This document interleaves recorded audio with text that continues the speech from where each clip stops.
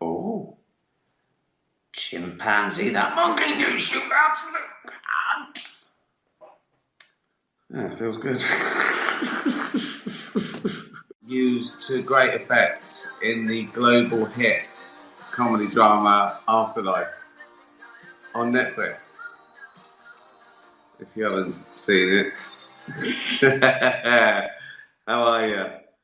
Wednesday, innit? Not that it makes any difference. Yeah, I can read your questions. How are your eyes? Someone just said. Well, I don't know. I should test them. I should get in a car and drive 30 miles. Satire, right? And I can't drive, so that would really that would really be quite a test. Um, oh, politics. I mean, it was never good,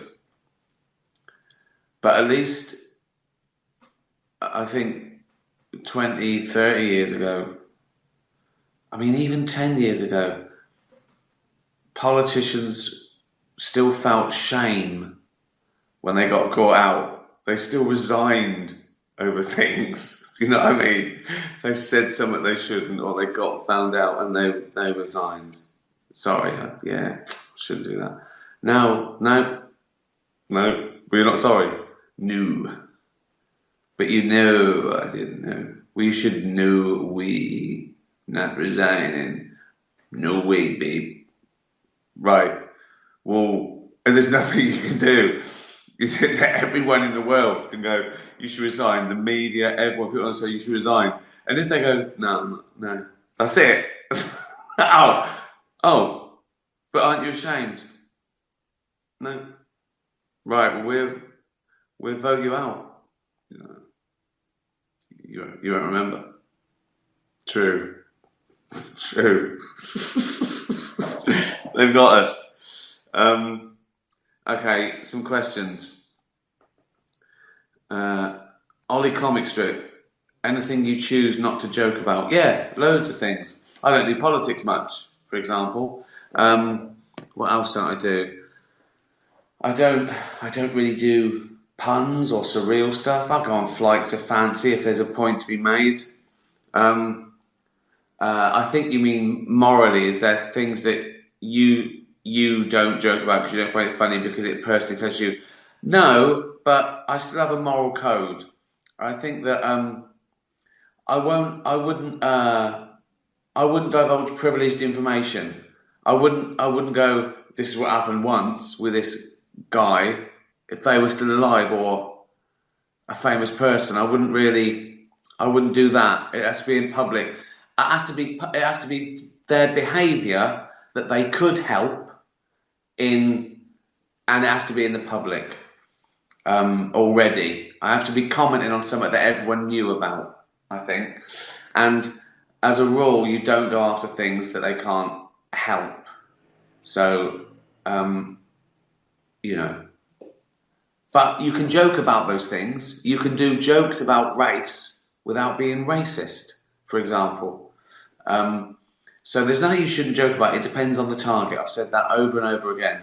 But as a rule, yeah, I wouldn't, particularly on a huge, you know, global platform like the Golden Globes or something. I think it'd be unfair to really go after someone for no reason just because you don't like them.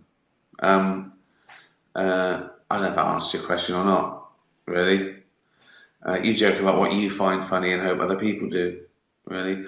But I think the spirit of that question is also, here's another thing as well. I've said this before, that you shouldn't assume that a joke is a window to the comedian's true soul and thoughts.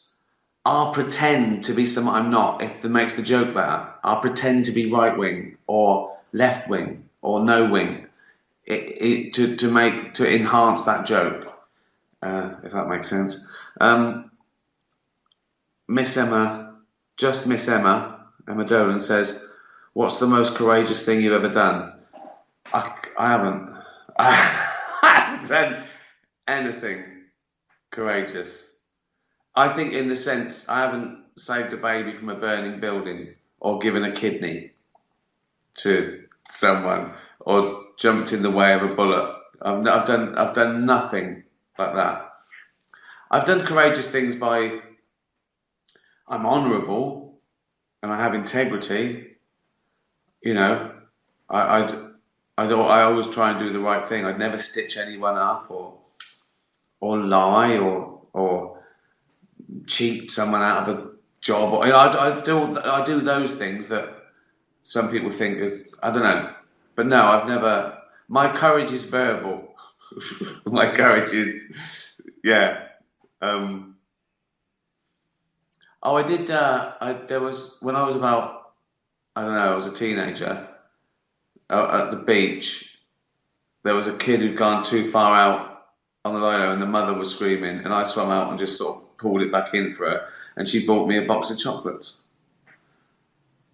So that is probably the closest thing, actual heroic thing I've ever done. um, Fiona says, "How did the barbecue go?" Brilliant. Too good, if anything. It was a bit too hot. That's because I was hungry. Jane was going, "You're meant to let all the car driver go white." I was like, "Nah, it'll be all right." Put it on. About 3 seconds, one side was black. So we had to try and find a cool bit of the barbecue, but it was great, really good. Favorite foreign films? Oh, I've seen a lot recently. Too many to. I don't know the names. I can't remember the names because they're in foreign. I only watch foreign things now. I usually TV though. Usually Netflix. Walter Presents. Yeah. I remember the first foreign film. I just couldn't do subtitles. I just thought, what's the point? I was an idiot, a philistine, and I think it must have been, I don't know, 10, 15 years ago, where a mate persuaded me to sit here. It's the Brazilian thing about the kids, the homeless kids. Sit here, God. Sit here, God. I watched that. I was blown away. I just thought, well, this is amazing. I've been an idiot. Well, there's the whole. Why am I just watching films made in English? There's the rest of the world. So yeah, that made me a convert. So that's the first one, I think. It's brilliant. Watch that. I couldn't get over it. Please do Derek again. What now? What? Oh, like that. What is it? Can you do the monkey news jingle? All right, yeah. Oh, chimpanzee, that monkey news, you absolute cunt. Yeah, it feels good.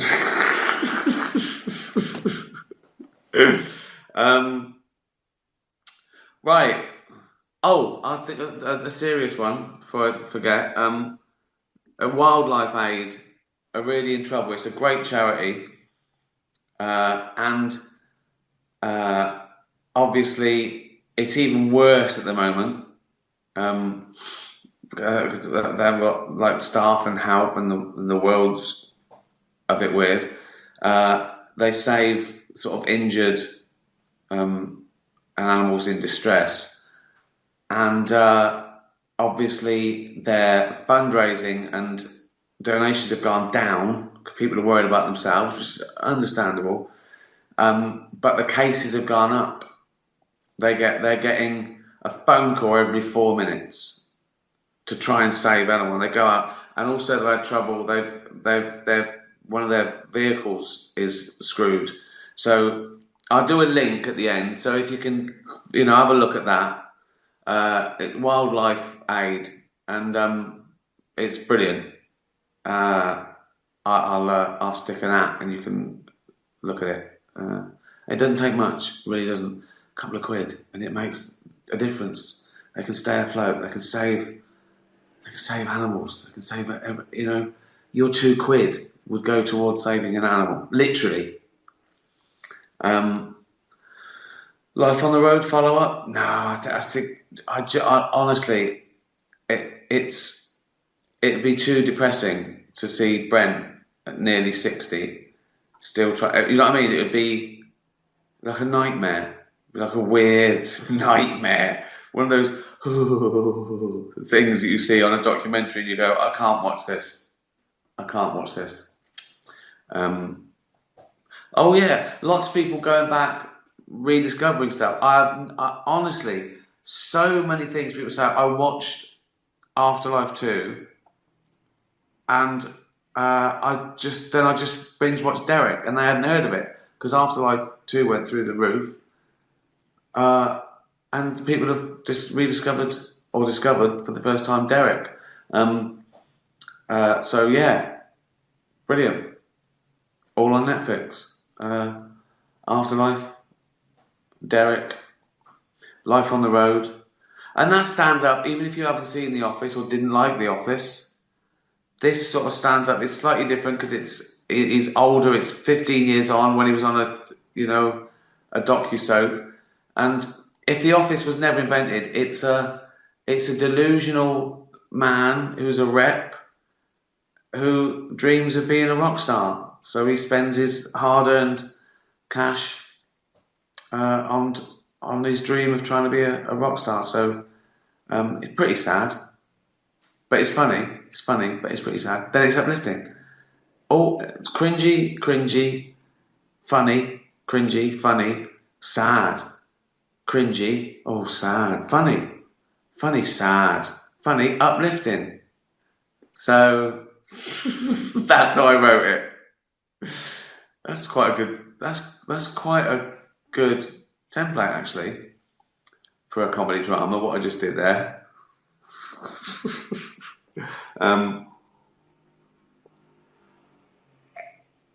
What would win, a goldfish or a guppy? Goldfish. It's weird. Do you still have the salamander? Well, no. It'd be about 48 now, wouldn't it?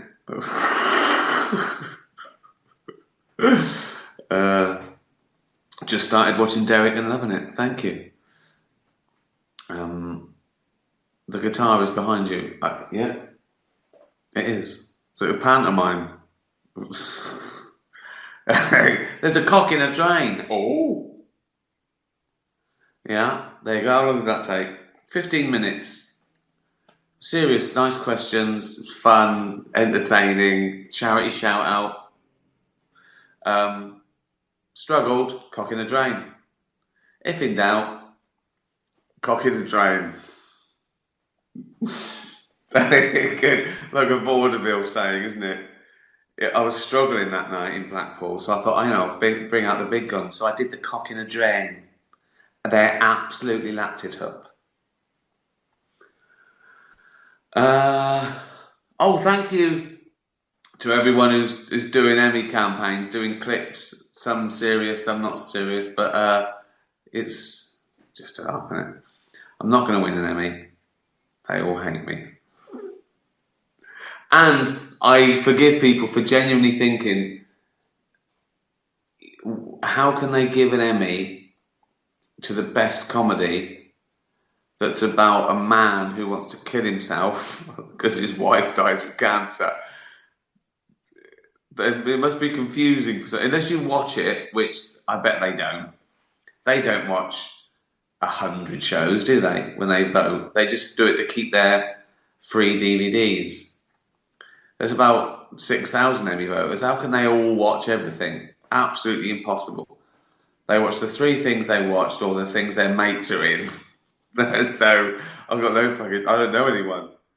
I ain't got any mates. Well, you think of that. You are my mates. Fucking hell. Fucking hell. Cheers.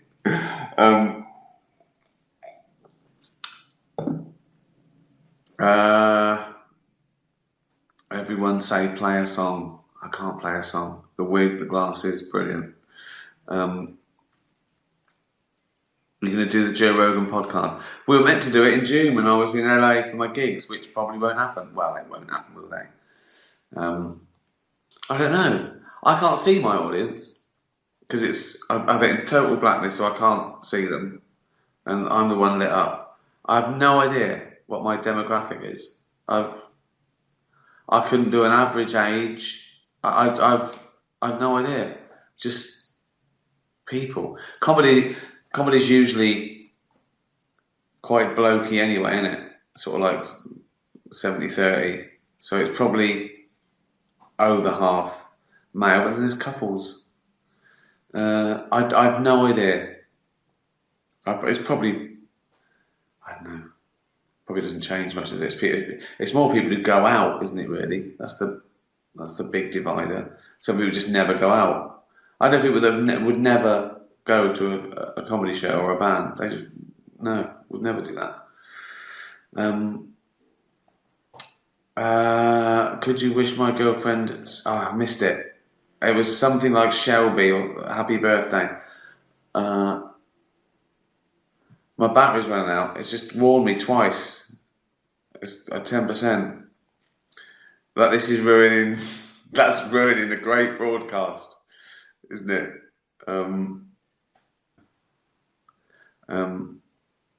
I love David Earl. Yeah, he's great, isn't he? What's your favourite Bowie album? Oh, I'll get it down to 3 maybe if I really struggled, which would be Diamond Dogs, Aladdin Sane, maybe Ziggy, or Hunky Dory. God, it's tough. Well, yeah, no, probably wouldn't. I'd say, I reckon Aladdin Sane for songs and for everything. I reckon Aladdin Sane. There's some remarkable tunes on there. Favourite Beatles song? I like Hey, you've got to hide your, and I like what's the one? Penny Lane. I like a lot of Beatles. They were never my thing because I was just too young. I've sort of discovered in retrospect, but they had some good tunes. Really, Rick? Yeah. Hey, Rick says the Beatles are good. We should check it. The Beatles, yeah. He stuck his neck out there, isn't he? Yeah, they're good.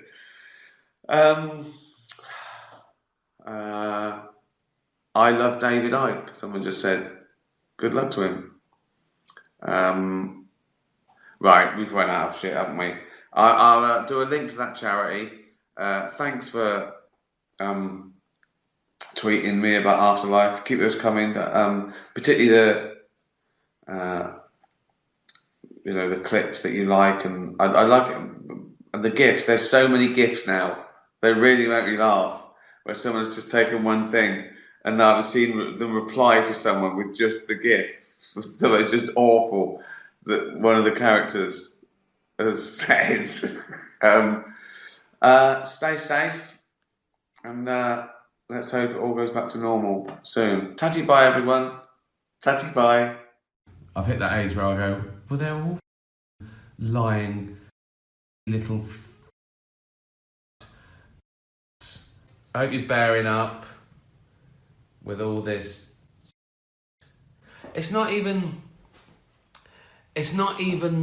all this, is it? It's all the uncertainty. That's what really gets me down. Maybe I don't know, maybe I've got some sort of OCD, but even in normal times, if I've planned everything, if something goes wrong or someone says, I can't, I'll go, cancel it.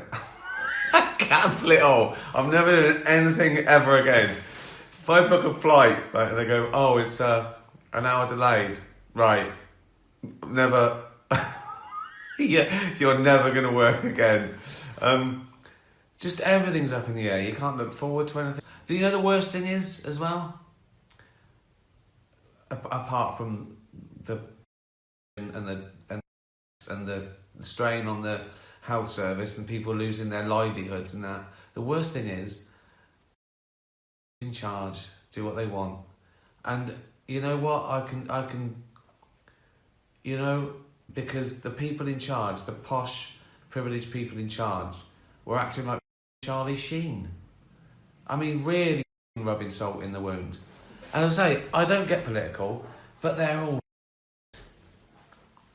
When are we going to stop taking went to Eton as a qualification to run the country? I mean, now.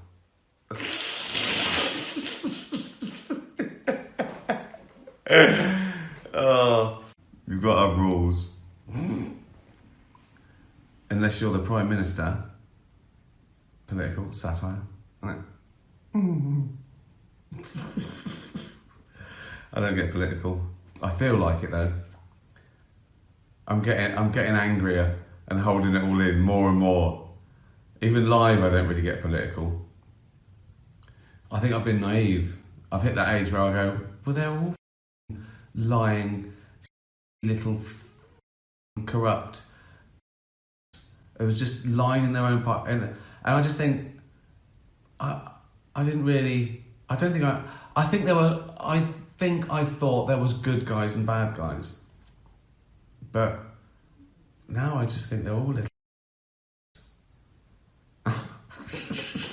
Is that political? Is that some really nuanced insight into the workings of society? Greedy little posh. Good. That's why I don't get political. I've noticed all around, there's a lot of annoyance and frustration, totally justified as well. Misinformation, anger, anxiety and depression, But I do notice, I have noticed that it's getting a lot of people down. So when you can't do stuff, you think, well, I've got to do something. We're built like that. We've got to do something. It's so this helped me doing this, just talking. Yeah. Apple roared into the TV game with a morning show, a superb drama, yeah. A superb drama about the importance of dignity and doing the right thing, made by a company that runs in China. So, well, you say you, but the companies you work for, I mean, unbelievable. Apple, Amazon, Disney. If started a streaming service, you'd call your agent, wouldn't you? So, if you do win an award tonight, don't use it as a platform to make a political speech, right? You're in no position to lecture the public about anything. You know nothing about the real world. Most of you spent less time in school than Greta Thunberg. So, if you win, right, come up, accept your little award, thank your agent and your God, and... So... It's already 3 hours long. Yeah, okay. Well, I hope you're bearing up and right. Have a good time. Tatty bye everyone. Be nice to animals. Tatty bye.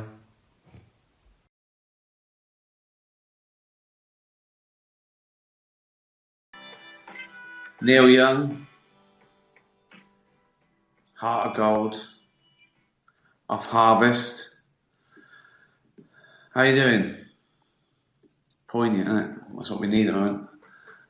A few hearts of gold. Also poignant, and I'm getting old. I feel that.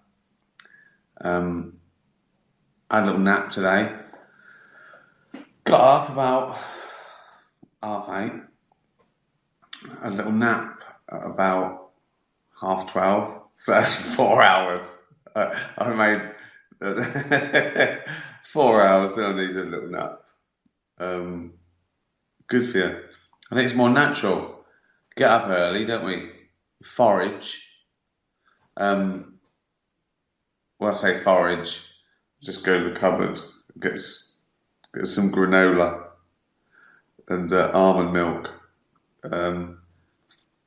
It's not like it was like 10,000 years ago. You had to pop your head out of the cave like that. No bears, all right? So, some berries down there. I've been on there. It's like it's not. Oh, all right. It's easy now. But yeah, you'd forage, right? Eat, right? Then you'd have it, then it was like midday, the beating sun, wasn't it? Not so much in uh, England. There was no such thing as England, so then, no real organised nations. But you know what I mean. Then you'd have a little snooze, wouldn't you?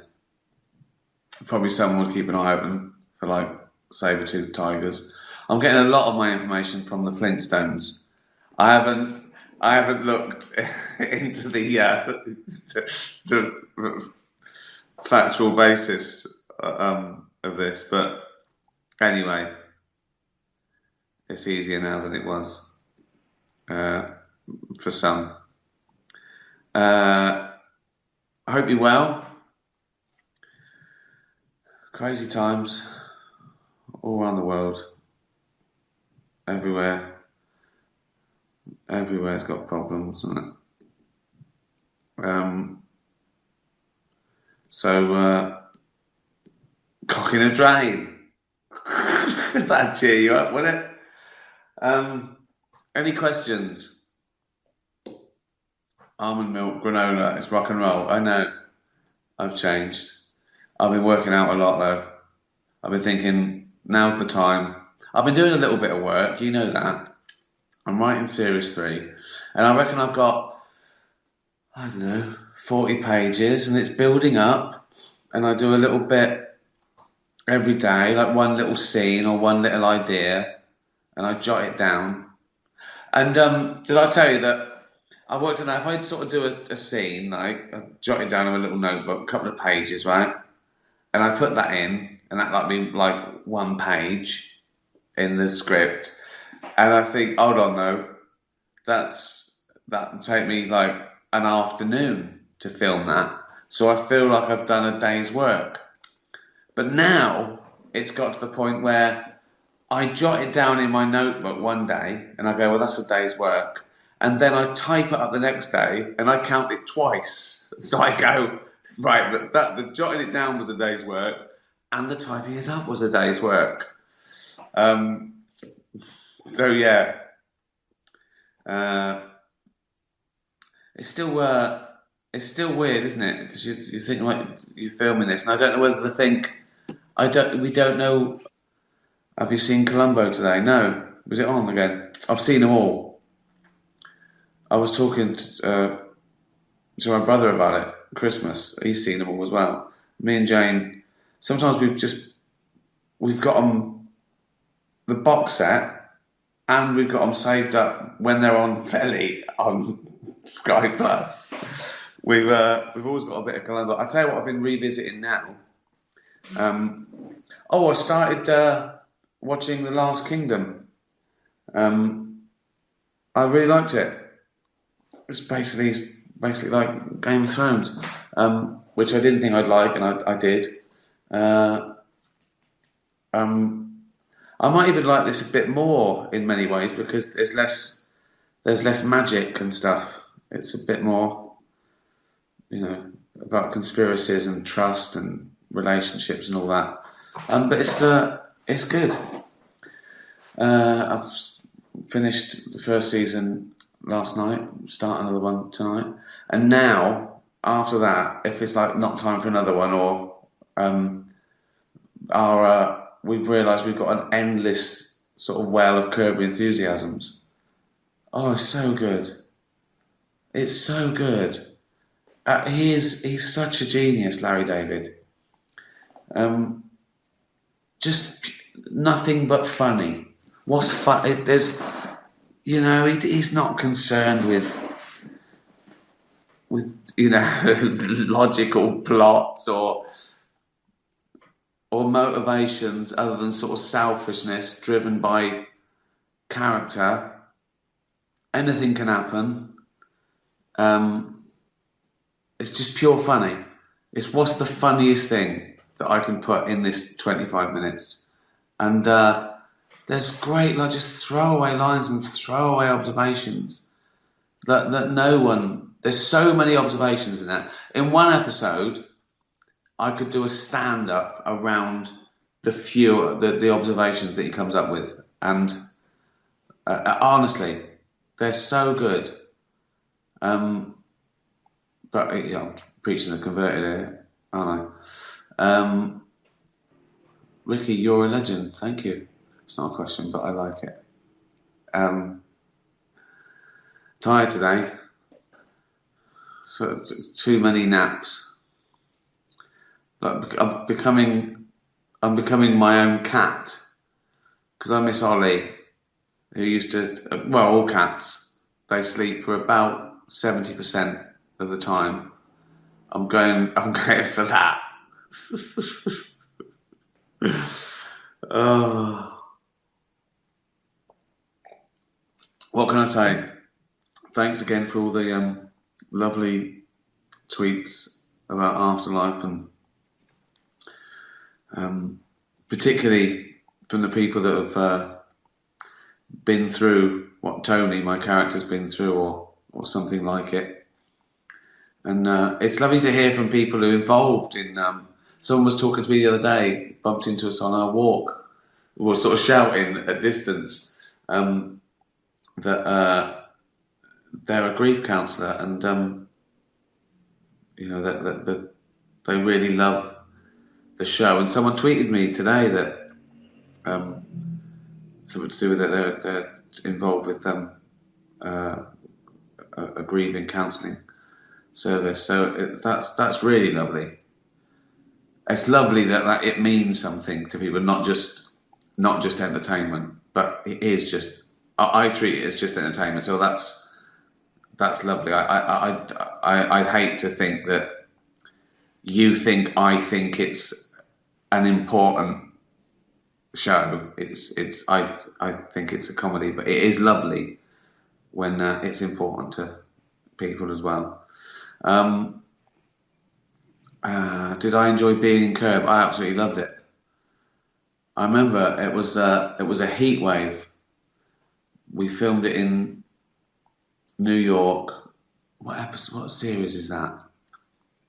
Is that 8 or 9 or 10? What's that one? When he goes to New York. Anyway, it was 104 degrees, and to have so funny, me and Larry David just complaining just to each other. It was like another episode of Curb going on while we were filming Curb. And I think the little bit is on the DVD extras. He tells me a story that he bumped into an old friend, like a good friend that he was a proper friend with, hadn't seen for a year. And the friend bumped into him and said, "Oh, hi, hey, there." And he went, "Hey, how you doing?" "Yeah, good." He said, "Hey, I'm in town with my wife. Do you want to have dinner with us?" And Larry David went, "No." And I went, "What did he do?" He said, "I think he was surprised." I went, "What, you just said no?" He went, "Yes, I was being honest." And I, I, I couldn't deal with it. He went, "What should I have said?" I said, "Just lie. Let him down gently. Say, oh, I can't tonight. I'll let you know." And then never see him again. I'm not brave enough to just go, no. That's why I sort of created the character of Tony. So he is brave enough to say things like that, or he tries to be. But it's quite bizarre. I can be that socially that honest. I can't be, so I get burdened. Favours. Oh, fucking hell, not another favour. Where was Derek filmed? Derek was filmed. We moved around a couple of different studios. The pilot was actually a real building, and then we recreated it for the next two series and a special. So it was just various. It was all set really. It was one big set, wasn't it? Like The Office. It wasn't. It didn't really get out and about much in Derek like we do in Afterlife. I think we did one in the East End. I think we did a bit in one in Pinewood or Shepperton or something. I can't remember, but it was a set. It was never really a location. Um, thanks for asking. Uh, have a beer. I will. Cheers. Peaky Blinders is the best UK show. I've heard good things about it. I haven't watched it. Um, uh, bring Derek back. Oh, never say never, but I've sort of put it to bed really. Office extras, Derek, Idiot Abroad. They're all sort of done. When Afterlife's done, it'll be done.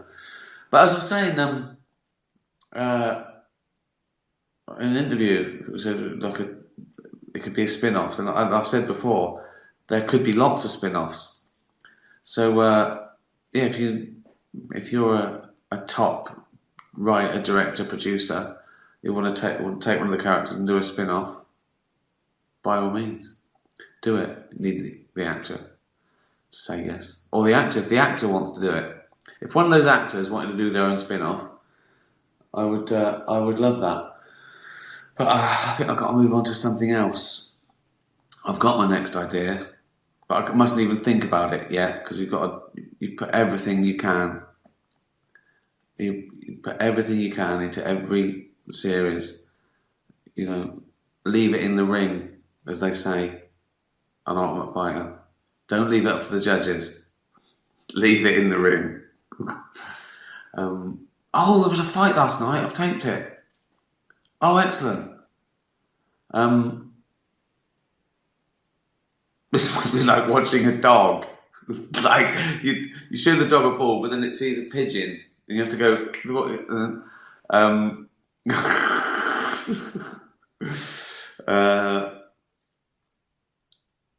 Which actor, actress do you wish you had on extras? I don't know.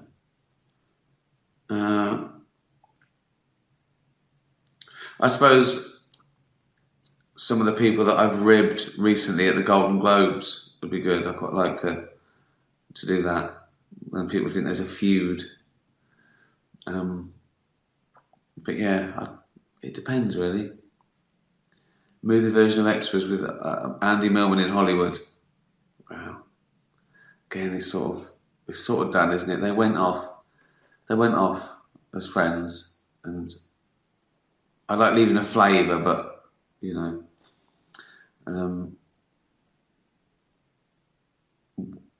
What's that? Do you like the odd jacket potato? I like a potato. We had some barbecued sort of baked potatoes day before yesterday. Thanks for asking. Veggie sausages, baked potatoes, bit of asparagus. Boom, done. Done in minutes. Done in minutes.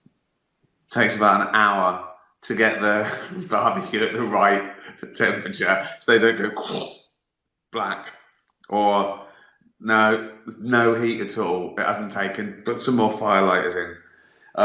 But yeah, I do like the odd baked potato. Can I get a whoop whoop? I don't know what that means. Whoop, what me say whoop whoop? I don't know what that means.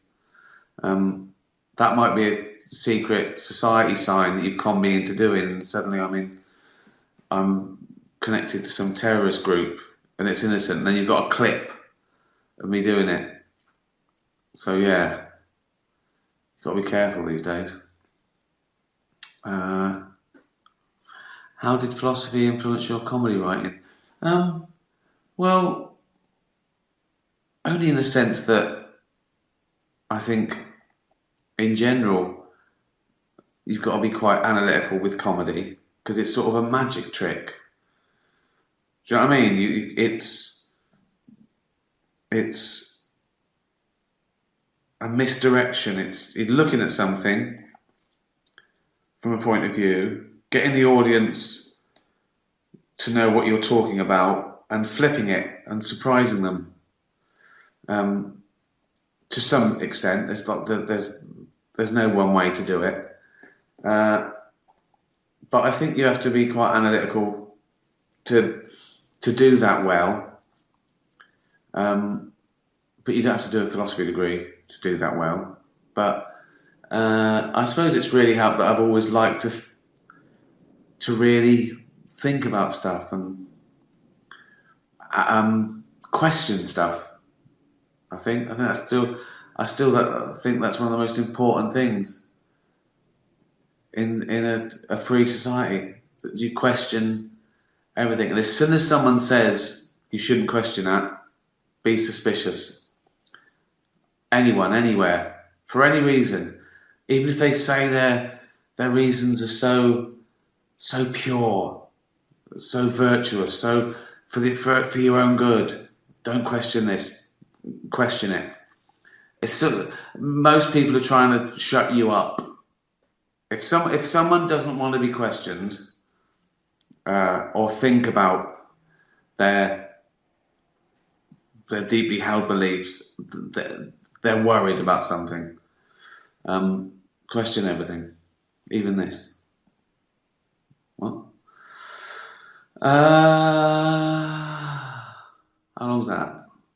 I treat it as like a duty now. I said I'd do this. I've got it down from every day to 3 times a week. I quite look forward to it. This makes me think. And how much do you love Bowie? Oh, I love Bowie. Listening to him today, actually. I found the clip that really got me into Bowie today. And I don't know what the chances are. And it's pretty much how I remembered it when I was a teenager, sitting in my front room in Whitley Estate, Reading, and I was aware of Bowie. I liked some of the singles, but he was just in the mix. I was really into sort of stuff like Simon and Garfunkel and Cat Stevens. And then I saw him perform Heroes on a TV show called Mark. It was Mark Bolan. And I just watched it again. And yeah, incredible moment. It's just sort of that pulling focus in Jaws when you suddenly go, that's what I like. And yeah, just a working class bloke. And I thought, well, if he can do it, it sort of puts your life in colour when you see a role model, when you see someone who, you know, comes from your same sort of background and talks like you and is a megastar. It sort of opens up possibilities in your mind. Do you know what I mean? You probably don't. Probably don't care. You probably don't know what I'm talking about. You probably stopped watching. That's the main thing. It's not like it's profound, like I'm going, do you know what I mean? Like it's hard to grasp. You just go, yeah, we know what you mean. We're not listening. You silly fat fucker. Why are we listening? Why are you telling us a story? Well, someone asked. Why are you arguing with yourself? I don't know. Cock in a drain. There it is. Good. Well, I hope you've enjoyed this chat. So yes, stay safe, whatever you do, in, out, doing stuff, whatever you're doing, be safe. Cheers. Tatty bye.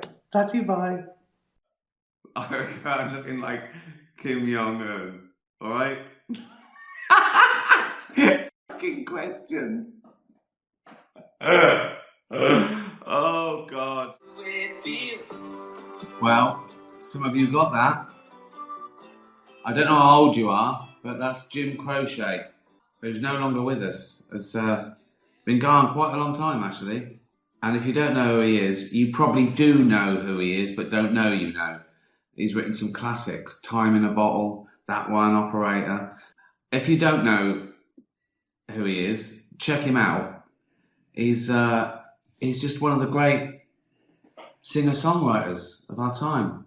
Sort of pop, American folk. It's just great.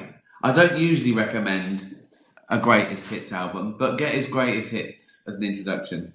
You'll love him. Hello. How are you doing?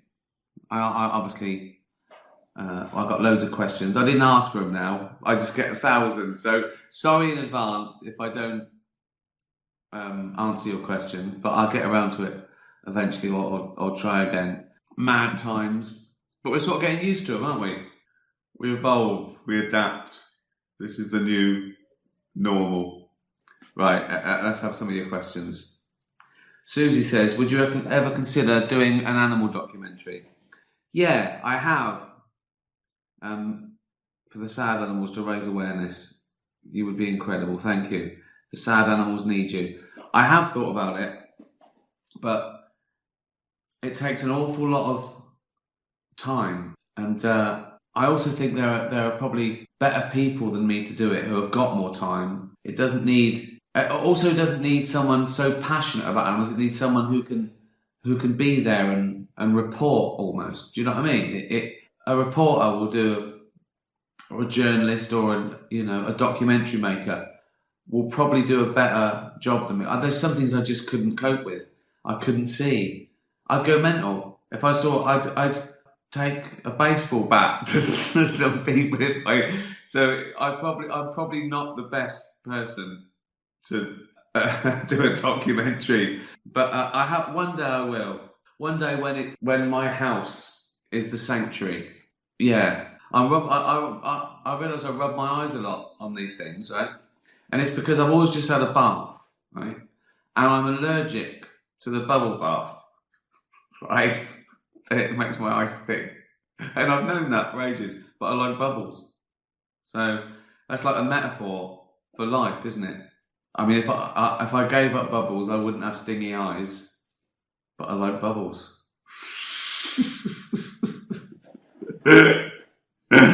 Ollie Afterlife. Oh, here they come. You've been in a terrible shaving accident and had your face ripped off.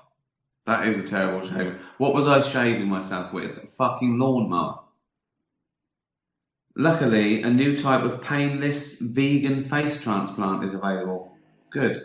I'll be honest, if I had to have a face transplant, I wouldn't worry about it. Well, one, vegan doesn't mean it's not meat in a way, because there's nothing. An ethical vegan could eat roadkill if they wanted. You know what I mean? So there's no. So they didn't have the animal killed to eat it. So if you could go around eating dead flies if you wanted, if you were an ethical vegan. But if I had a face transplant, I'd assume it was vegan in the sense that the person whose face it wasn't held down and have their face ripped off. I assume it was some sort of voluntary donor scheme after their death. So. Oh God. Like having a vegan kidney transplant. What's it made of? Beans. It won't work. It won't work. It's got to be a.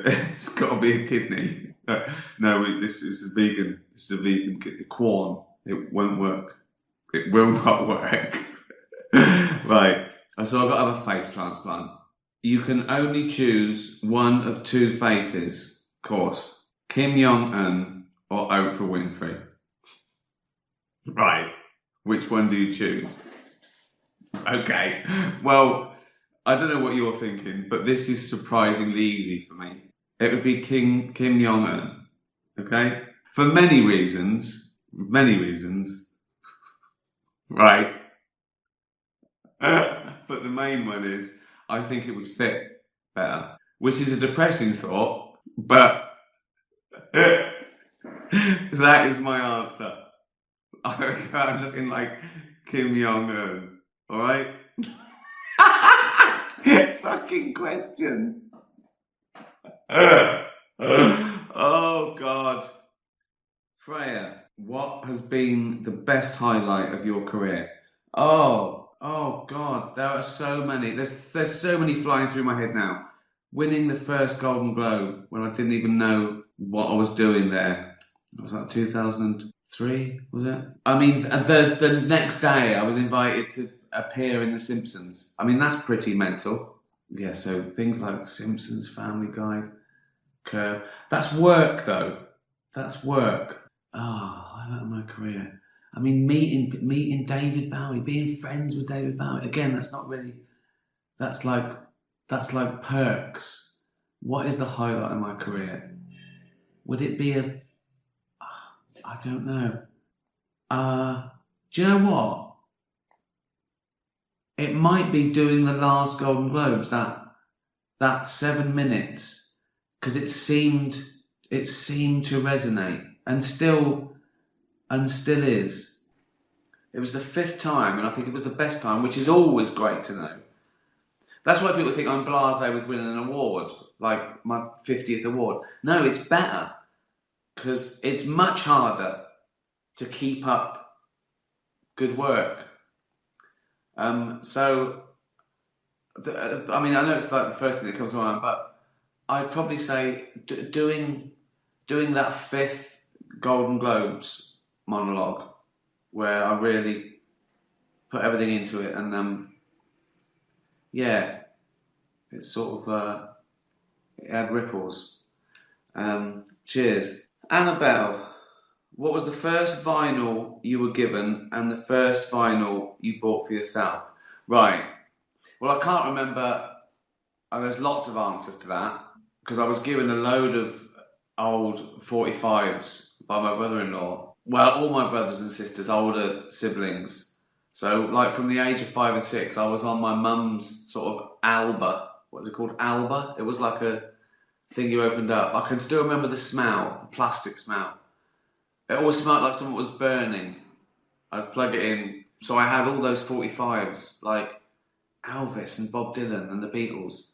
But I'll take the question like this. I'll tell you what. The first album I ever requested that I was given was Cat Stevens' Teaser in the Fire Cat. And my sister got it for my birthday. The first album I ever went into town and bought with my own money that I'd saved up for was Roxy Music, Stranded. And I remember going upstairs in the Butt Centre, Reading, to this trendy record shop. I never afford anything in there. And I bought Stranded. I felt so grown up. That was in 1973? So I was 12. So yeah, Cat Stevens' Teaser in the Fire Cat and Stranded by Roxy Music. And I still listen to both. And I used Amazola on Cemetery Junction, because it was set in 1973, and with my memories of Reading all mixed up. So yeah, Mark Zoom. Yeah, another one. I always wake up and something horrendous is going to happen. You wake up and realise your life wasn't real, and your real life is one of the seven dwarfs. Should be dwarves. I'm not gonna split hairs. Not when it comes. I've got bigger fish to fry. If I wake up and I find out I'm one of the seven dwarfs, I'm not gonna go, it's dwarves. Do you know what I mean? there's more on my mind than grammar, pronunciation, syntax. Will you be satisfied with your life or not? So you're asking me, right? I had a 20-year-long dream that I was an international superstar comedian, right? But I wake up in a log cabin with 6 other dwarves. Do you know what? I'll be honest. I'd be fucking gutted. I wouldn't be feeling happy. Oh, fucking hell.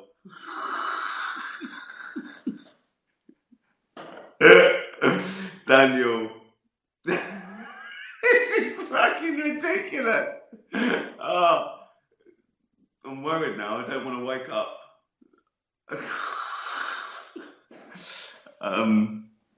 Daniel, what have you been watching recently? Any TV film recommendations? Loads. Right, okay. I've watched Caliphate. Brilliant. Absolutely brilliant. Unorthodox. Quite a special show that. Really intriguing. Fauda. Brilliant. I've watched football docs. I got hooked on that Sunderland Till I Die, and then I watched the Tottenham one, and then I just watched the Man City one, and now I'm a football fan again. I wasn't a football fan for the last 4 years, really, just England, and it's yeah, it's got me back in the game. And I think you can watch these things if you're not a football fan. Like I mean, I'm not a basketball fan. I've been a couple of times and I like it, but it's bigger than that. It's a good documentary is bigger than its subject. Do you know what I mean? It has what it means to people, its place in the universe, not just it's a game or whatever. So I recommend those. Last Kingdom, pure fun, pure escapism. I love that. And of course, my current favourite that I'm bereft because I've just finished is Clem, the Dutch series, Blood Pact. It's remarkable, really, really good, and easy. It's just easy. It's so well laid out. It's just so well written and directed and acted that you're just there. It's great as well because it's not episodic at all. It's an arc. It's a long story. It's a serial, but the cliffhangers. You gotta go watch another one. It's great. You'll love it. So yes, watch any of those, and I hope you enjoy them. And if they're not in English, watch them with subtitles. Watch them not in English. Bella, you love a bath. Just Bella's a whippet. But I hate them. So if I rolled in something smelly and turned up at your house, how would you convince me to get in the bathtub? Or would you just send me away? I wouldn't send you away, Bella, but if you stank, I probably wouldn't invite you in. This isn't a hotel. You can't just come round. It's not a DOS house. I might offer to hose you down in the garden.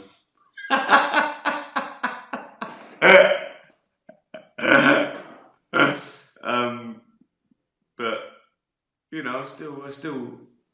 I love a dog, but no, you're not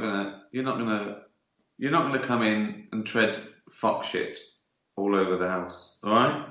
You can't get to the bathroom without walking on the stair carpet. So if I had one downstairs, I'd let you get in it, but no. Could I just say that Bella's a dog, by the way?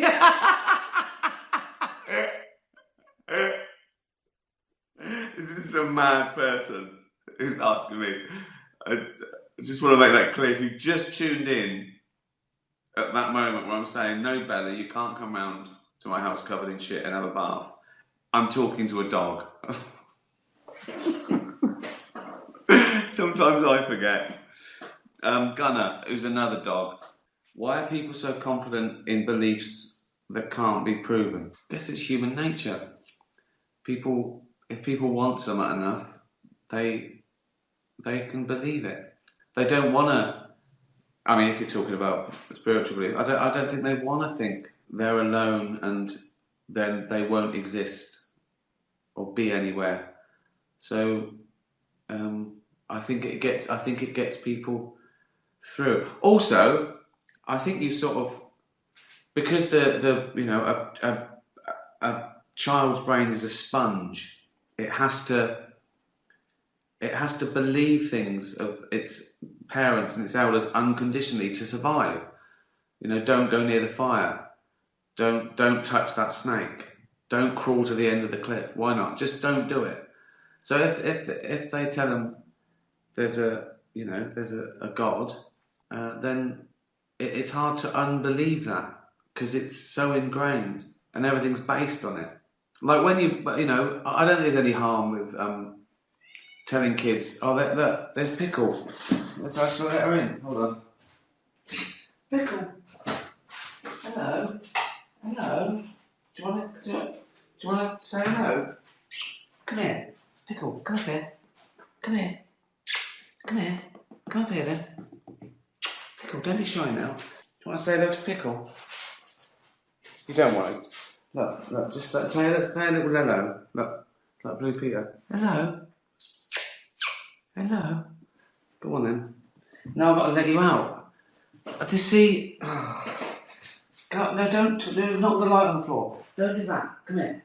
Come here. Get out before. Come here. Come on. Good girl. Bye. Bye.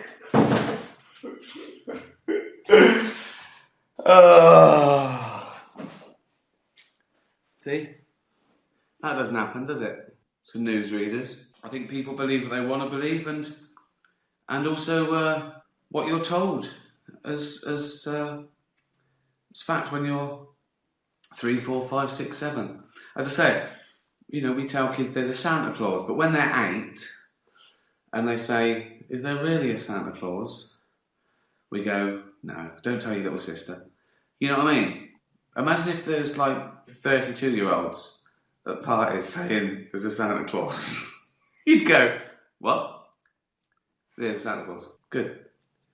So I think, I don't see, as I say, I don't think there's anything wrong with spirituality or believing in it, and if it doesn't affect me. Religion is when it does affect you, where religion comes along and says, "Well, it's this God that's right, everyone else is wrong, and if you do this, you'll get into heaven."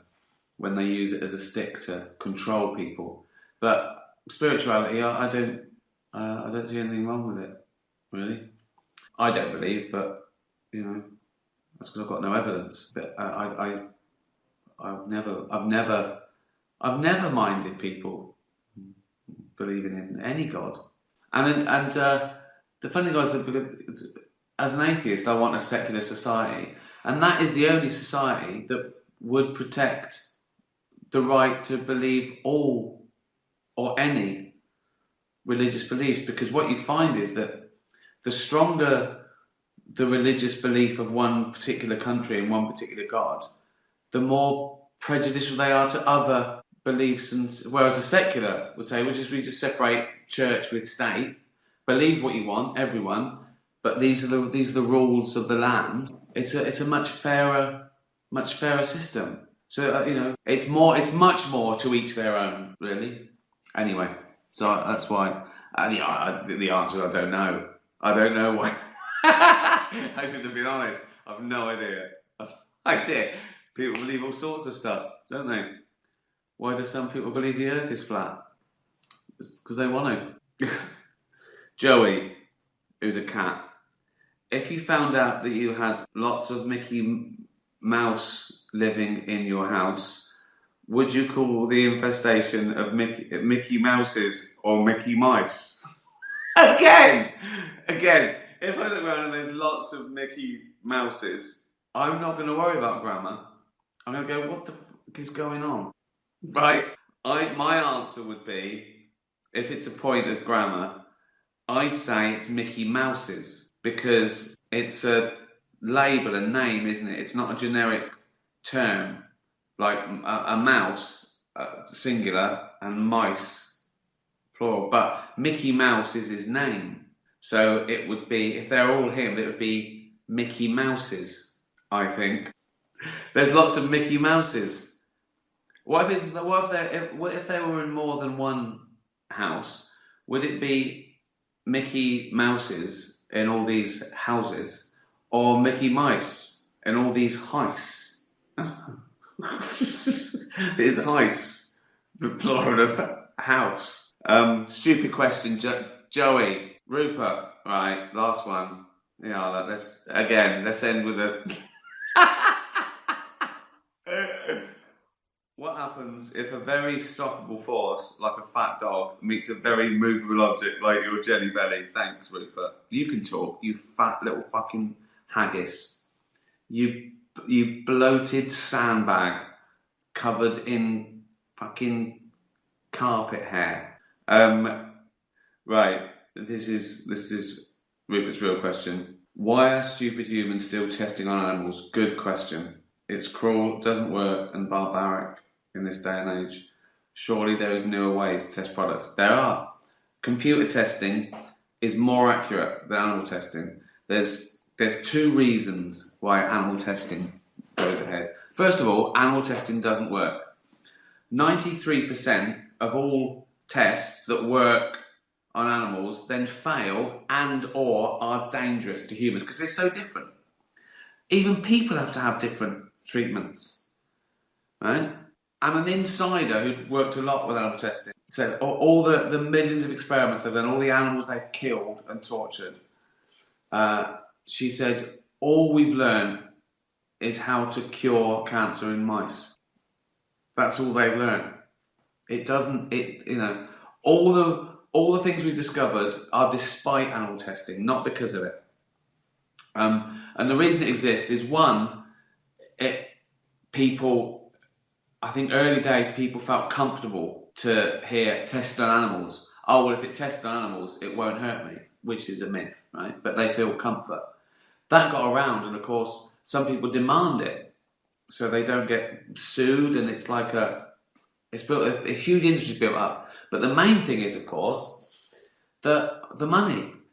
The people who breed these poor dogs, beagles, sometimes they get $2,000 for each dog to be tortured to death. Right? They're not gonna. They don't care. And there's this myth that the next thing we might learn something. We might. So these thousands and thousands of poor animals, innocent animals, tortured every day for no reason. Computer testing works, but there's no money in it because it'll destroy an industry living off this. And it preys on people's sort of hope. They think, well, my granddad's got something, so I hope they carry on testing and they might find a cure. But I don't know anyone. I don't know anyone, even people who believe in animal testing. I don't know if you went to their door and said, we've got a chance we could cure your granddad. We've just got to torture your dog to death. They wouldn't. Who would say yes? They wouldn't say yes. So they know it's ethically wrong, and it doesn't work. I mean, it's a double whammy. So it doesn't work, and I think it will be phased out soon, Roop. I think more and more people will come forward, and it will be a thing of the past. And of course, there's scales. There's scales of testing. There are tests that don't hurt the animal, and some that kill it and torture it. And, those are the ones that most animal lovers object to. But there are not all things you try on animals are cruel and immoral. But I think in general, what we mean by animal testing are the cruel, pointless ones. Well, it started off shit. A cat came in, then we got a bit serious. Thanks for supporting everything. From a lost dog to trying to end animal testing. You're all lovely. Thank you. That was fun. I hope I'm not in a log cabin with 6 other dwarves. Again, who just tuned in. Thanks very much. Get your street dog. I've heard a rumour they might be doing this in Australia. So we're taking over the world and we're saving dogs whenever we can. And I scruffled about 50 dogs today, and nearly all of them are rescues. So it's great that we're making a difference. Thank you. Be nice to animals. Have a great week. Tatty bye, everyone. Tatty bye.